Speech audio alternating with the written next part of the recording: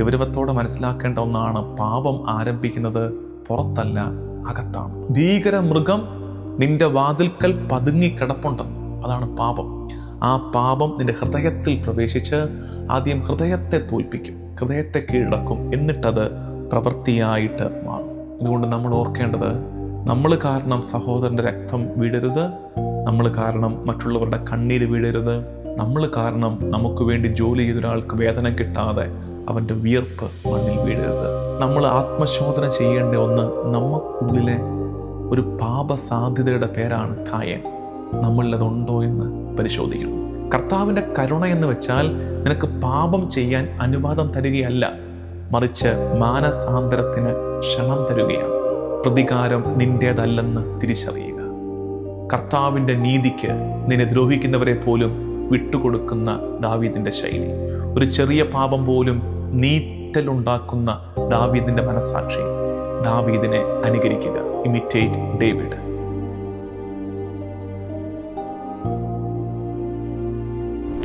ഈശോ മിശിഹായിക്ക് സ്തുതിയായിരിക്കട്ടെ. മാർച്ച് 15, നോമ്പുകാലം 5-ാം ഞായർ. ബ്ലസ് 364ൻ്റെ മറ്റൊരു എപ്പിസോഡിലേക്ക് സ്നേഹപൂർവമായ സ്വാഗതം. നോമ്പുകാലത്തിലാണ്. നോമ്പുകാലത്തിൻ്റെ ധ്യാനം മാർഗം സീരീസ് ഫീഡ് മൈ ഷീപ്പിലൂടെ പോയിക്കൊണ്ടിരിക്കുന്നു. നിങ്ങളിത് കാണുന്നുണ്ട്. യൗസേപ്പ് പിതാവിനുള്ള പ്രതിഷ്ഠ, മാർച്ച് 19 തിരുനാളിനൊരുക്കമായുള്ള പ്രതിഷ്ഠ നടന്നുകൊണ്ടിരിക്കുന്നു. അതിനോട് ചേർത്ത് ഞായറാഴ്ചത്തെ ബ്ലസ് 364 നിങ്ങളിലേക്ക് എത്തുകയാണ്. ഇന്ന് പരിശുദ്ധ കുർബാന മധ്യേ നമ്മൾ വായിക്കുന്ന 4 വായനകൾ. ഒന്നാം വായന ഉൽപ്പത്തി പുസ്തകം 4-ാം അധ്യായം 8 മുതൽ 16 വരെയുള്ള വാക്യങ്ങൾ. രണ്ടാം വായന സാമുവേലിൻ്റെ 1-ാം പുസ്തകം 24-ാം അധ്യായം 1 മുതൽ 8 വരെയുള്ള വാക്യങ്ങൾ. ലേഖനം യോഹന്നാൻ ശ്ലീഹായുടെ 1-ാം ലേഖനം 1-ാം അധ്യായം 5 മുതൽ 10 വരെയുള്ള വാക്യങ്ങൾ. സുവിശേഷം യോഹന്നാൻ സുവിശേഷം 8-ാം അധ്യായം 1 മുതൽ 11 വരെയുള്ള വാക്യങ്ങൾ. ഈ 4 വായനകളിലൂടെ നമ്മൾ ഇന്ന് യാത്ര ചെയ്യുകയാണ്. സാധിക്കുന്നവരൊക്കെ ഈ 4 വായനകളും വായിക്കണം. പ്രത്യേകിച്ച് ഇന്നത്തെ പഴയ നിയമ വായനകൾ. സുവിശേഷം നമുക്ക് കുറച്ചറിയാവുന്നതാണ്. ലേഖനം നമുക്ക് കേൾക്കുമ്പോൾ കുറച്ച് മനസ്സിലാകും. പക്ഷേ ഒട്ടും മിസ് ചെയ്യാൻ പാടില്ലാത്തത്, ഇന്ന് കുറഞ്ഞത് ഏറ്റവും മിനിമം 1-2 വായനകളെ വായിക്കാൻ നേരമുള്ളെങ്കിൽ മസ്റ്റായിട്ട് വായിച്ചിരിക്കേണ്ടത് ഇന്നത്തെ പഴയ നിയമ വായനകളാണ്. സുവിശേഷം തീർച്ചയായിട്ടും പ്രധാനപ്പെട്ടതാണ്. ഞാൻ അങ്ങനെ പറഞ്ഞതേ ഉള്ളൂ മനസ്സിലാക്കാൻ വേണ്ടി. യെസ്. ഒന്നാമത്തെ വായന, കർത്താവ് മനുഷ്യകുലത്തെ അന്ധകാരത്തിൽ നിന്ന് പ്രകാശത്തിലേക്ക് നയിക്കുന്ന ഒരു ഭാഗമാണ്. അപ്പോൾ ഈ 4 വായനകൾ, ഒന്നാം വായന, ഓരോ വായനയും ഞാൻ ആദ്യം ഒന്ന് എക്സ്പ്ലെയിൻ ചെയ്യാം. അതിനുശേഷം നമ്മൾ ഈ 4 വായനകളെ കണക്ട് ചെയ്യുന്ന ആ ത്രെഡ് നമ്മൾ കണ്ടെത്തും. അതിനെ തുടർന്ന് ഏറ്റവും ഒടുക്കം ഈ നോമ്പ് കാലത്തിൻ്റെ പശ്ചാത്തലത്തിൽ 4 വായനകളോട് ചേർത്ത് നമ്മൾ നടത്തേണ്ട ഒരു 4 ആത്മപരിശോധന, അല്ലെങ്കിൽ ഒരു 4 മൂവ്മെൻറ്റ്സ്, നമ്മൾ നടത്തേണ്ടത് 4 പരിശ്രമങ്ങൾ, അത് നമ്മൾ ഒടുക്കം ധ്യാനിച്ച് അവസാനിപ്പിക്കും. ഒന്നാമത്തെ വായന ഉൽപ്പത്തി പുസ്തകം 4-ാം അധ്യായം 8 മുതൽ 16 വരെയുള്ള വാക്യങ്ങൾ. കായേൻ ആബേലിനെ കൊല്ലുന്ന ഭാഗമാണ്. ഉൽപ്പത്തി 4-ാം അധ്യായം 8 മുതൽ 16 വരെയുള്ള വാക്യങ്ങൾ. ബർത്ത് ഓഫ് വയലൻസ്, അക്രമം പിറവിയെടുക്കുകയാണ്. Birth of violence. ഇതിന് തൊട്ട് മുമ്പാണ് ആദവും ഹൗവായും വീഴുന്നത്. The fall of Adam and Eve, അവരുടെ വീഴ്ച നമ്മൾ കാണുന്നത്. അപ്പോൾ പാപം എക്സ്പാൻഡ് ചെയ്യുകയാണ്. Sin expands from the disobedience to God to violence against brother. ദൈവത്തോട് കാണിച്ച അനുസരണക്കേടിൻ്റെ പാപം വളരുകയാണ്. പാപം വളർന്ന് ദൈവത്തോടുള്ള ബന്ധം മുറിഞ്ഞപ്പോൾ അത് തുടർച്ചയായി സഹോദരനുമായുള്ള ബന്ധം മുറിയുന്നു. അതാണ് പാപത്തിൻ്റെ വളർച്ച. ആദ്യം നമ്മൾ ദൈവത്തോടുള്ള ബന്ധം വിച്ഛേദിക്കും, ആദ്യം തുടർച്ചയായി സഹോദരങ്ങൾ തമ്മിലുള്ള ബന്ധം ഉലയും. 3 കാര്യങ്ങൾ നമുക്ക് പ്രധാനമായും ഈ ഭാഗത്ത് നിന്ന് ധ്യാനിക്കാം. ഒന്നാമത്തത്, sin begins in the heart. ഹൃദയത്തിലാണ് പാപം ആരംഭിക്കുന്നത്. ഈ നോമ്പുകാലത്തിൻ്റെ പശ്ചാത്തലത്തിൽ ഏറെ പരിത്യാഗങ്ങളും പ്രാർത്ഥനകളുമൊക്കെ നമ്മൾ ചെയ്യുകയും ഉരുവിടുകയും ചെയ്യുന്ന ഈ കാലത്ത് ഗൗരവത്തോടെ മനസ്സിലാക്കേണ്ട ഒന്നാണ്, പാപം ആരംഭിക്കുന്നത് പുറത്തല്ല, അകത്താണ്, ഹൃദയത്തിലാണ് പാപം ആരംഭിക്കുന്നത്. നമ്മൾ ഇന്ന് 8-ാം വാക്യം തൊട്ടാണ് ഇന്ന് നമ്മൾ വായിക്കുന്നത് 4. പക്ഷേ അതിനു മുമ്പേ കർത്താവ് ഒരു വാർണിംഗ് കൊടുക്കുന്നുണ്ട് കായേന്. അത് ഉൽപ്പത്തി പുസ്തകം 4-ാം അധ്യായം 7-ാം വാക്യം. ഉചിതമായി പ്രവർത്തിച്ചാൽ നീയും സ്വീകാര്യനാവുകയില്ലേ? നല്ലത് ചെയ്യുന്നില്ലെങ്കിൽ പാപം വാതിൽക്കൽ തന്നെ പതിയിരിപ്പുണ്ടെന്ന് ഓർക്കണം. അത് നിന്നിൽ താല്പര്യം വെച്ചിരിക്കുന്നു, നീ അതിനെ കീഴടക്കണം. ഇവിടെ ശരിക്കും ഉപയോഗിച്ചിരിക്കുന്ന Hebrew walk A beast is waiting. ഒരു ജന്തു, ഒരു മൃഗം, ഭീകര മൃഗം നിന്റെ വാതിൽക്കൽ പതുങ്ങിക്കിടപ്പുണ്ടെന്ന്. അതാണ് പാപം. ആ പാപം നിന്റെ ഹൃദയത്തിൽ പ്രവേശിച്ച് ആദ്യം ഹൃദയത്തെ തോൽപ്പിക്കും, ഹൃദയത്തെ കീഴടക്കും, എന്നിട്ടത് പ്രവൃത്തിയായിട്ട് മാറും. അതാണ് കായേന് പറ്റിയത്. കായേൻ തന്നിലെ അസൂയയെ ഉള്ളിൽ വളരാൻ അനുവദിച്ചു. അത് അവസാനം കൊലപാതകമായി മാറി. ഉള്ളിലെ അസൂയ പടിവാതിൽക്കൽ നിന്നൊരു പാപമായിരുന്നു, അതകത്ത് പ്രവേശിച്ചു. അസൂയ അത് സോദരഘാതകനാക്കി കായനെ മാറ്റി. രണ്ടാമത്തത്, ഈ ഉത്തരവാദിത്വത്തിൽ നിന്ന് ഒഴിയാനുള്ള ടെൻഡൻസി. അതെല്ലാ കാലത്തിലുമുണ്ട്. ചെയ്ത പാപത്തിൻ്റെ ഉത്തരവാദിത്വത്തിൽ നിന്ന് ഒഴിഞ്ഞു മാറാനുള്ള ടെൻഡൻസി. അതാണ് കായേൻ ചോദിക്കുന്നത്, എൻ്റെ സഹോദരൻ്റെ കാവൽക്കാരനാണോ ഞാൻ? എനിക്കറിഞ്ഞുകൂടാ സഹോദരൻ്റെ കാവൽക്കാരനാണോ ഞാൻ? 4:9. Am I responsible? Am I the guardian of my brother? ഇതാണ് ചോദ്യം. തിരുവചനം മുഴുവൻ ഉത്തരം പറയുന്ന ഒറ്റ കാര്യമുണ്ട്, യെസ്, നീയാണ് നിന്റെ സഹോദരൻ്റെ കാവൽക്കാരൻ. 1, പാപം ഹൃദയത്തിലാണ് ആരംഭിക്കുന്നത്. 2, റെസ്പോൺസിബിലിറ്റിയിൽ നിന്ന്, പാപത്തിൻ്റെ ഉത്തരവാദിത്വത്തിൽ നിന്ന് ഒഴിഞ്ഞു മാറാൻ ശ്രമിക്കരുത്. 3-ാമത്തെ കാര്യം, രക്തം നിലവിളിക്കുന്നു.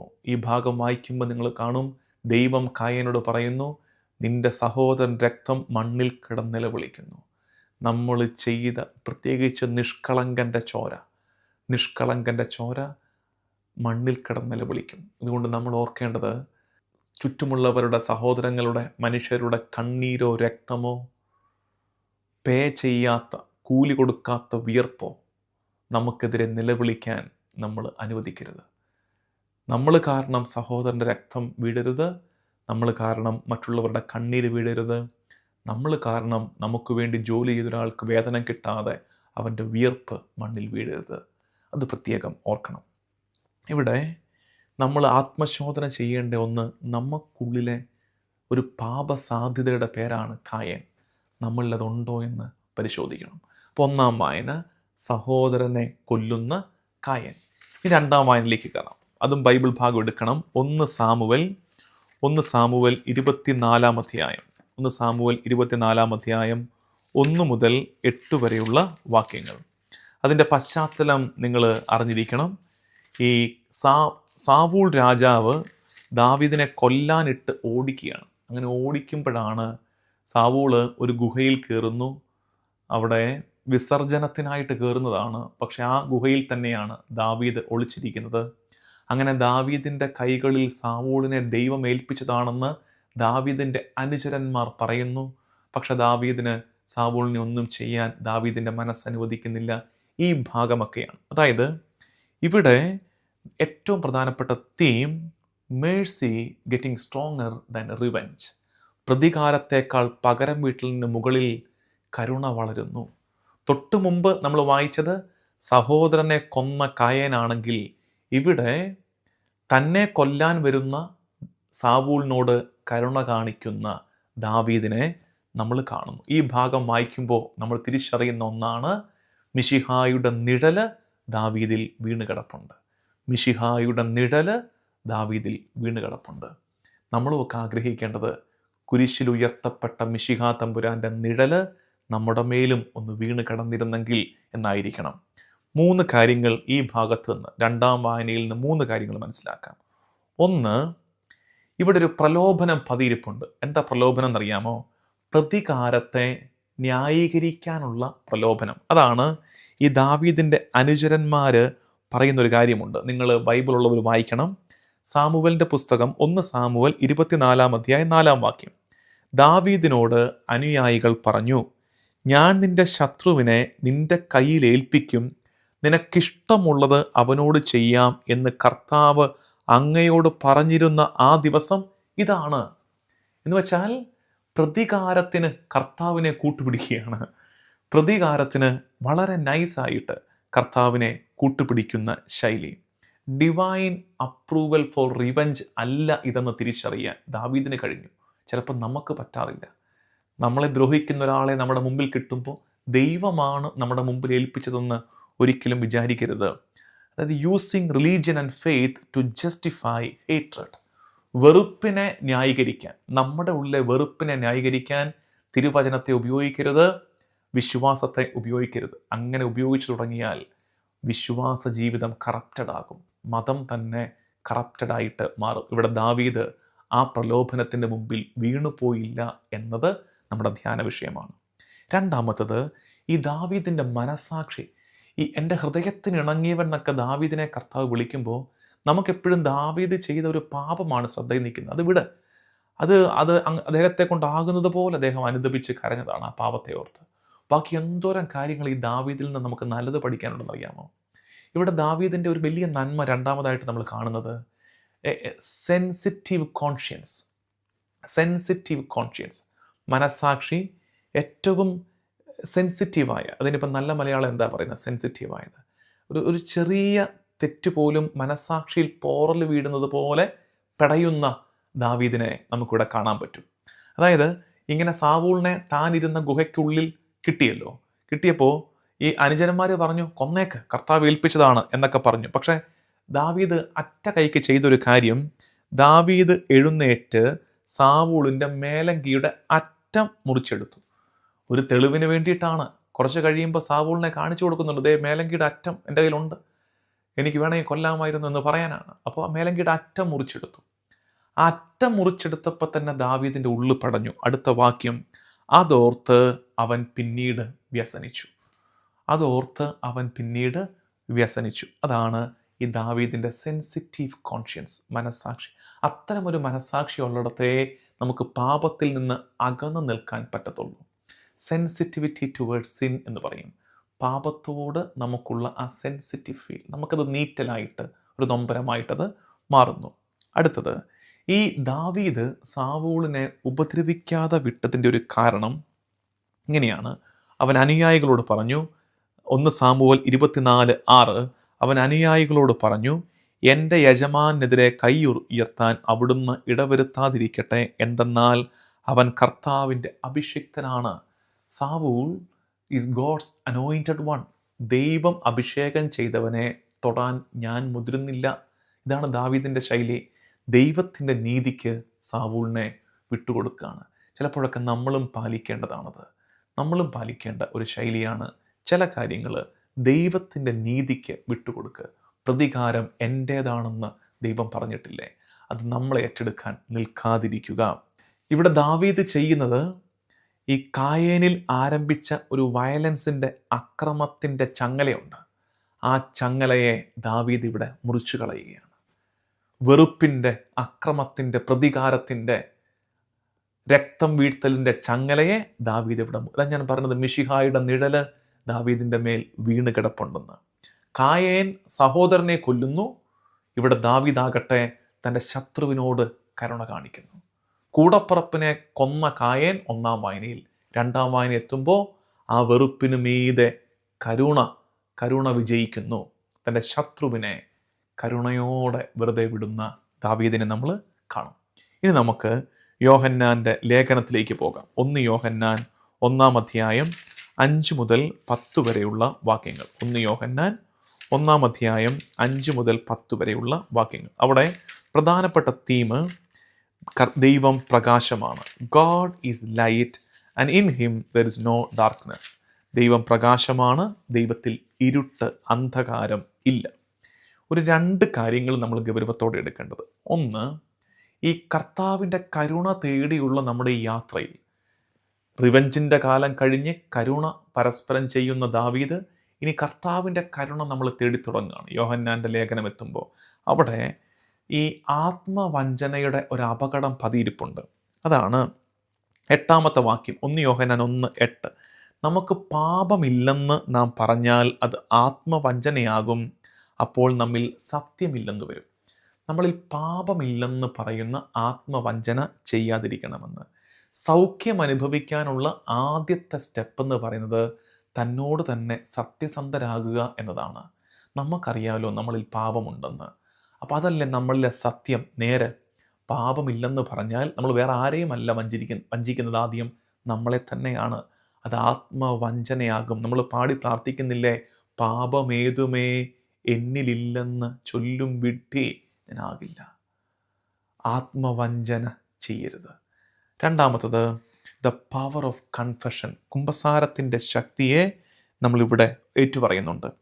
1 യോഹന്നാൻ 1:9. എന്നാൽ നാം പാപങ്ങൾ ഏറ്റുപറയുന്നെങ്കിൽ അവൻ വിശ്വസ്തനും നീതിമാനുമാകയാൽ പാപങ്ങൾ ക്ഷമിക്കുകയും എല്ലാ അനീതികളിൽ നിന്ന് നമ്മെ ശുദ്ധരാക്കുകയും ചെയ്യും. ഒരു വശത്ത് ആത്മവഞ്ചനയുടെ അപകടം, ഇപ്പുറത്ത് ഏറ്റുപറഞ്ഞാൽ നീ കരുണ അനുഭവിക്കും. കുമ്പസാരം അത് catechism of the Catholic church, സഭയുടെ ഔദ്യോഗിക പഠിപ്പീര് CCC 1422 തൊട്ട് 1424 ആ ഭാഗത്ത് കുമ്പസാരത്തിലൂടെ ഉലഞ്ഞുപോയ ബന്ധത്തെ നമ്മൾ വീണ്ടെടുക്കുന്നതും ദൈവകൃപ നമ്മളിൽ നിറയുന്നതും മിക സൂചനകൾ നമുക്ക് കാണാൻ പറ്റും. ഇനി നമുക്ക് സുവിശേഷത്തിലേക്ക് വരാം. യോഹന്നാൻ സുവിശേഷം 8-ാം അധ്യായം 1 മുതൽ 11 വരെയുള്ള വാക്യങ്ങൾ.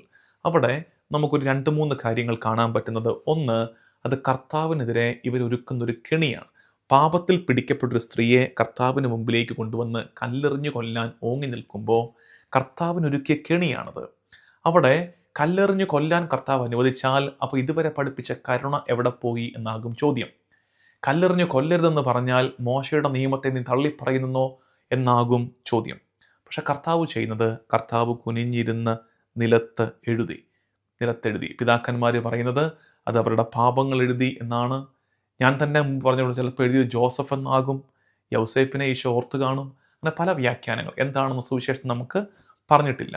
പക്ഷേ ഈശോ പറഞ്ഞൊരു കാര്യമുണ്ട്, നിങ്ങളിൽ പാപമില്ലാത്തവർ അവളെ, ബാക്കി പൂരിപ്പിക്കുക, നിങ്ങളിൽ പാപമില്ലാത്തവർ അവളെ കല്ലെറിയട്ടെ എന്നല്ല, ഒരു വാക്ക് എക്സ്ട്രാ ഉണ്ട്, നിങ്ങളിൽ പാപമില്ലാത്തവർ അവളെ ആദ്യം കല്ലെറിയട്ടെ എന്ന് വെച്ചാൽ അതിൻ്റെ അർത്ഥം പാപമില്ലാത്ത ഒരാൾ ആദ്യം കല്ലെറിഞ്ഞാൽ പിന്നെ ആർക്കും കല്ലെറിയാം.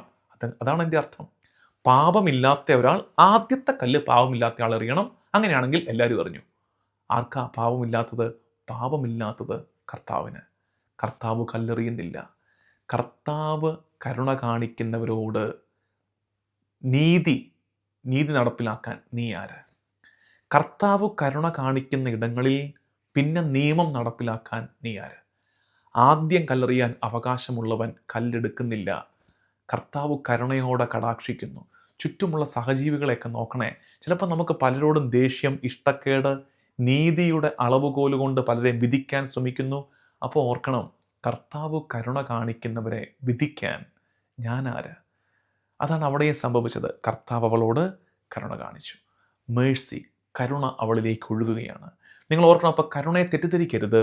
Mercy is not a permission to sin. Mercy is not a permission to sin, but an invitation to conversion. അത് ധ്യാനിച്ചേ. കർത്താവിൻ്റെ കരുണ എന്ന് വെച്ചാൽ നിനക്ക് പാപം ചെയ്യാൻ അനുവാദം തരികയല്ല, മറിച്ച് മാനസാന്തരത്തിന് ക്ഷണം തരികയാണ്. ഇവൾക്കും അങ്ങനെയാണ്.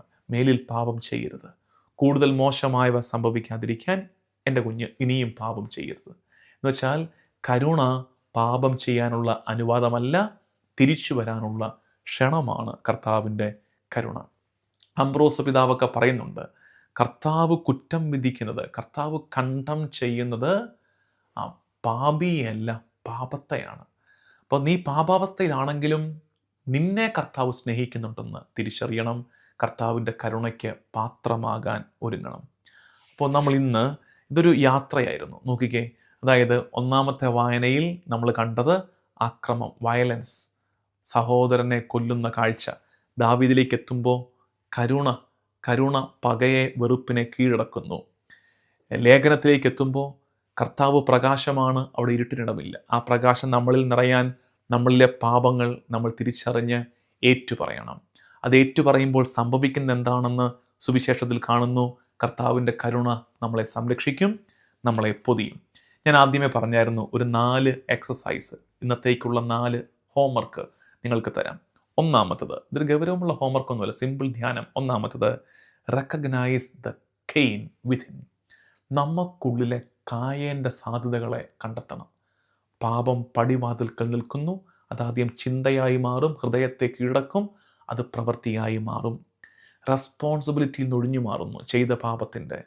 അല്ലെങ്കിൽ നമ്മൾ കാരണം കണ്ണീരോ രക്തമോ വിയർപ്പോ വീണിട്ടുണ്ടെങ്കിൽ നമുക്കുള്ളിൽ ഒരു കായേനുണ്ടോ എന്ന് ആത്മശോധന ചെയ്യണം. രണ്ടാമത്തെ വർക്ക്, ഇമിറ്റേറ്റ് ഡേവിഡ്. ദാവീദിനെ അനുകരിക്കുക.